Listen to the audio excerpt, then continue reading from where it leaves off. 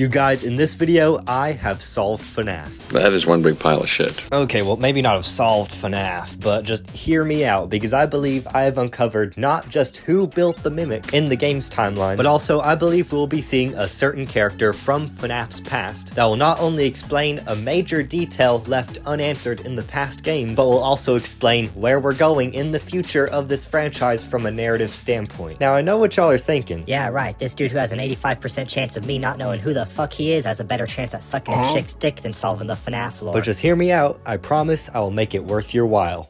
Not in the weird way. So let's start off with the best boy himself, John FNAF. Oh my god! So as the wise man himself, John FNAF says in his latest video, he has a brand new theory on the origins of the Mimic. He has since left his theory about the Mimic originating from a chip in Circus Baby that William Afton made, and instead is now a creation by Henry due to the many parallels between Henry and Edwin's character, Edwin being the creator of the Mimic in the book's universe. Now, this isn't the first time that the community has compared Edwin and Henry's characters, but one thing that makes John's theories especially unique is his utilization of the Silver Eyes books. He draws a very interesting connection towards the Twisted Ones and FNAF Ruin, where in the Twisted Ones, Henry was hiding his creation inside of this cave with weird glowing mushrooms, just like where the Mimic is hiding in FNAF Ruin. And on top of all this, one thing that makes this theory especially interesting is the Shakespeare quote that Stillwell tweeted whenever releasing the Secret of the Mimic teaser, which essentially boils down to one's good deeds or creations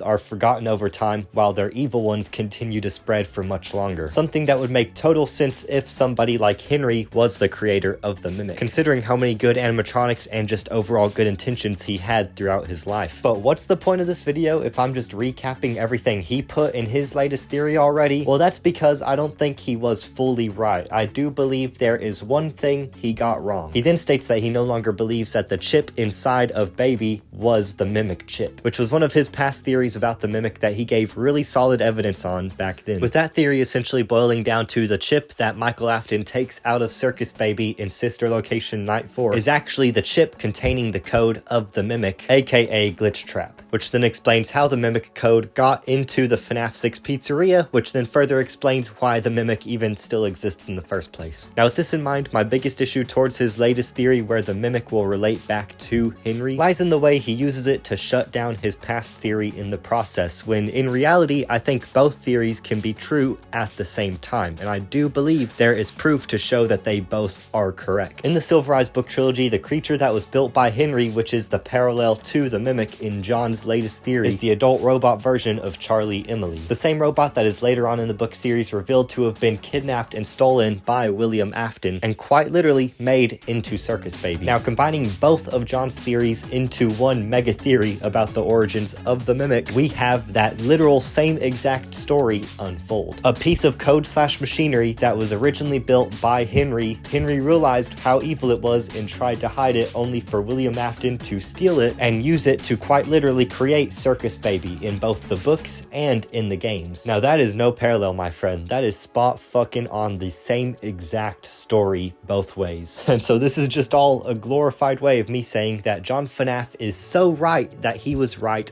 twice. Who's this fucking wanker, hey? Is he mimicking me?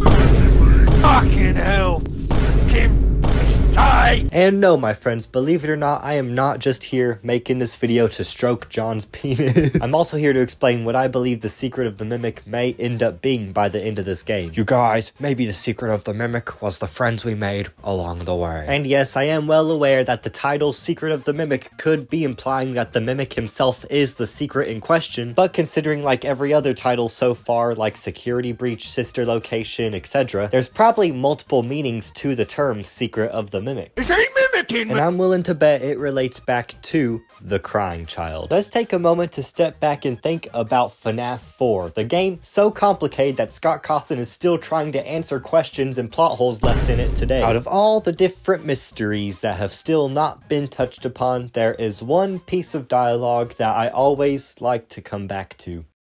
I always come. No, don't you remember what you saw? The exit is that way. Hurry and leave. Don't you remember what you saw? The question that has left so many FNAF fans divided. Some use this line as evidence that Charlie died before the crying child and the crying child just witnessed Charlie's death. But honestly, I feel like there's not enough proof backing that up. And if anything, Midnight Motorist seems to be telling us otherwise, but that's a theory for another day. Others have used this line as evidence that the crying child witnessed his sister's death at the hands of Circus Baby, which when you also consider how Nightmare Fredbear has a stomach mouth that may slightly resemble Circus Baby's, on the surface it doesn't seem too far off, until you realize that that implies William Afton was building killer robot animatronics to kill kids before he ever killed any kids. Neither options really seem to fit in the timeline. So what, is it just a throwaway line to add extra dialogue? Well, maybe, but before we come to that conclusion, let's consider a brand new option. The new Secret of the Mimic game takes place in 1979, by far the earliest in the timeline and definitely early enough for the crying child to be alive. And we can tell, based off of the descriptions that we got of the gameplay at PAX West and at other conventions, the Mimic is definitely alive and definitely trying to kill us. So, what if the thing that the crying child saw was the Mimic? Maybe even the Mimic taking the life of our player character. Now I know that sounds like a stretch with just one piece of dialogue, but hear me out. Let's take a look at these new games and the direction they seem to be heading story-wise. Most recently in the timeline, it seems like the main rivalry being set up is between Gregory and the Mimic AI. Yes, technically Vanny was supposed to be the original antagonist for Security Breach, no matter how dirty they did her in the gameplay, but really even Vanny had a higher up she was taking orders from, which is presumably some version of the Mimic AI. The Mimic wanted Gregory and gave Vanny specific orders to bring Gregory to him. And with how the Mimic made it seem like Gregory was the one who dropped the elevator in the End of Ruin, it seems like if Cassie does go through a villain arc, her main target will once again be Gregory. All of the little henchmen or followers that the Mimic has gained throughout the series all seem to be after Gregory. This all just further cements this sort of rivalry that the series is building up between these two characters. But then of course the real question is why? Why is there such a connection between these two characters now? These two characters that just so happen to have past counterparts. Of course, we all know at this point the Mimic's history going back to 1979, and going back to the good old classic theory of Gregory being a robot version of the crying child, which, although may be controversial, has a lot of proof backing it up. Secret of the Mimic may be the perfect game for Steelwool to establish the connection between these two. Usually when you're writing a story, especially one as expansive as FNAF, you want the main character and the main antagonist to have a special connection, preferably one that dates back to either the beginning of the story or to the beginning of their characters' lives. Whether it's like when Darth Vader was revealed to be Luke Skywalker's father in the original Star Wars trilogy, or how because Aang's the Avatar, he's destined to fight the Fire Lord. The story is always enhanced whenever there is that connection between the main force of good and the main force of bad. We even know for a fact that Scott has done this in the past FNAF games, whenever we're playing as Michael Afton being the main force of good and William Afton being the main force of evil. Obviously, they have the connection because they're father and son. Michael, I am your father. No. But long story short, having this latest FNAF game take us all the way back to 1979, a date where we know for a fact the crying child and lots of the other victims are still alive, this would be the perfect opportunity for Scott and Steelwool to give us that connection between the crying child and the early version of the Mimic that'll make the rivalry that we see in the new FNAF games between Gregory and the Mimic that much more special from a narrative standpoint. Now, as for what that connection could be specifically, I went back to FNAF 4. That is why I mentioned the quote of "remember what you saw." This part is a little bit more speculative and doesn't really need to fit for the rest of the theory to make sense, but what if that line refers to some sort of tragedy or death the crying child witnessed whenever seeing the Mimic back in 1979? Perhaps the death of our player character, because if we are playing as some sort of worker at this Fall Fest, then why have they never come up in the rest of the lore? I wouldn't be surprised if we end up dying by the end of Secret of the Mimic, and if we end up seeing a little certain child witnessing our own death firsthand. But like I said, that's a bit more of the speculative side to this theory. You don't have to agree with that prediction specifically for the rest of the theory to make sense. But yeah, in conclusion, we'll probably end up seeing the crying child in Secret of the Mimic to just therefore give a bit more of a reasoning behind the Gregory and Mimic rivalry that we see in the new FNAF games. And And as for the Mimic's origin story itself, we can infer, based off of the multitude of parallels that we see in the Silver Eyes novel compared to the new FNAF lore, that Henry Emily may have just been the creator of the Mimic, which was then stolen and used by William Afton to turn into Circus Baby, but has since returned for vengeance. And that has been the 2 theories we took a look at in this video. Thank you guys for watching. Make sure to go check out John's video on the Mimic's origin if you want more information about that theory specifically. I promise I'm not stealing his theories.